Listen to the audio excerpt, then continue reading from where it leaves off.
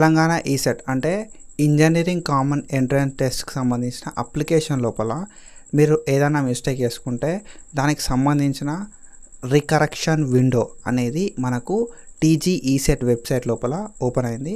So ఈరోజు వీడియోలో మనం ఈ టీజీ ఈసెట్ వెబ్సైట్ లోపల ఈ రికరెక్షన్ అనేది ఎట్లా చేసుకోవాలి, మనం ఇచ్చిన డీటెయిల్స్ కరెక్షన్ అనేది ఎట్లా చేసుకోవాలి అని చెప్పి మనం ఈ వీడియో లోపల డీటెయిల్గా మాట్లాడుకుందాం.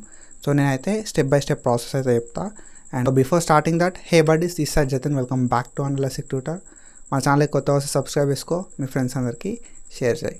So hey we go buddies, మనం అయితే టీఎస్ఈ సెట్కి సంబంధించి 2025ది సో మనకు రీకరెక్షన్ సైట్ అయితే ఓపెన్ అయింది. అది ఒకసారి ఎట్లా చేయాలని చెప్పి చూద్దాం. ఏదైనా ఒక బ్రౌజర్ ఓపెన్ చేసుకొని you have to type TSE set 2025 అని చెప్పి టైప్ చేయాల్సి ఉంటుంది. సో ఆఫ్టర్ దట్ మనకు చాలా వెబ్సైట్ వస్తూ ఉంటాయి. సో ఇక్కడ నువ్వు ఏంటంటే eset.tgch.aic.in అని చెప్పి మనకి ఇక్కడ ఫస్ట్ వెబ్సైట్ అయితే ఉంటుంది. ఓకేనా. సో దీన్ని మనం ఓపెన్ చేసుకోవాలి. సో ఈ ఈసెట్ అంటే ఏంటి అంటే ఇది ఇంజనీరింగ్ వాళ్ళకు కామన్ ఎంట్రన్స్ టెస్ట్. ఓకేనా. టీజీ ఈసెట్ అంటాం. సో ఈ అప్లికేషన్ చేసుకున్న టైం లోపల ఏమైనా మిస్టేక్స్ అయితే దాన్ని కరెక్షన్ చేసుకోవడానికి ఈ వెబ్సైట్ లోపల మనకి కరెక్షన్ విండో అయితే ఓపెన్ అయిపోయింది. సో ఇక్కడ మనం చూసుకుంటే కింద అప్లికేషన్స్ లోపల మనకు ఇక్కడైతే ఇచ్చారన్నట్టు. ఓకేనా. సో అప్లికేషన్స్ లోపల మనం చూసుకోవచ్చు కింద కరెక్షన్.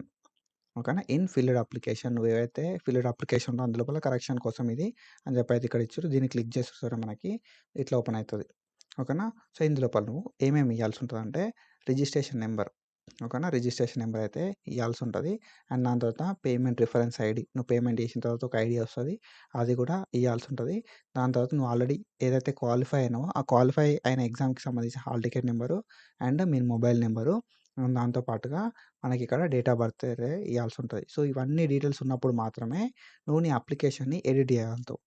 ఎందుకు ఇంత కాన్ఫిడెన్షియల్గా అండ్ ఇంత సెక్యూరిటీ తోటి ఉందంటే, సో నీ అప్లికేషన్ లోపల ఏవి చేంజ్ చేసినా కూడా, ఓకేనా. సో నువ్వు ఆల్రెడీ సబ్మిట్ చేసినావు, నేను అన్ని కరెక్ట్గానే ఇచ్చిన అని చెప్పి నువ్వు సబ్మిట్ చేసినావు, వేరే వాళ్ళు ఎవరు చేంజ్ చేయకుండా ఇంత సెక్యూరిటీ తోటి ఉంటుంది అన్నట్టు.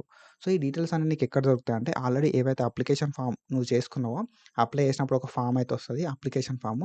ఈ అప్లికేషన్ ఫామ్ లోపల నీకు అన్ని డీటెయిల్స్ అయితే అవైలబుల్ ఉంటాయి. ఈ డీటెయిల్స్ అన్ని కొట్టి నువ్వైతే ప్రొసీడ్ తోటి ఓపెన్ అవుతుంది.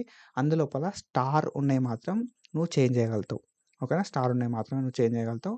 ఒకసారి చెక్ చేసుకోవాలి. And that's it for today. Follow for more content. Thank you so much. Signing off.